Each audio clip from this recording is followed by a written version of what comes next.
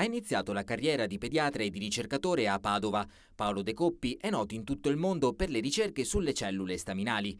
Adesso lavora in Inghilterra, non è però un cervello in fuga. De Coppi mantiene i contatti con i medici e gli studiosi della Città del Santo, merito anche di un progetto che riguarda la rigenerazione del muscolo scheletrico attraverso la terapia cellulare. Consiste nel cercare in altri tessuti che non siano il muscolo delle cellule staminali che possono dare origine al muscolo. In questo senso il liquido amniotico è una fonte che stiamo studiando e il midollo anch'esso è un'altra fonte che ci interessa molto perché ci sono delle cellule presenti che in realtà riescono a dare origine al muscolo scheletrico e quando abbiamo un difetto ampio di un muscolo molte volte non è possibile ripararlo con le staminali residenti nel muscolo stesso, dobbiamo utilizzare altre cellule e in questo si è focalizzato il progetto.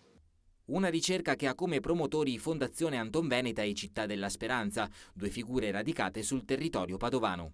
La ricerca continua in modo attivo a Padova e anzi il centro principale in cui si fa la ricerca su questo tipo di cellule staminali rimane Padova. Dopo le prime sperimentazioni sugli animali, gli studi saranno applicati sugli uomini. Le ricerche sulle staminali procedono a ritmo serrato.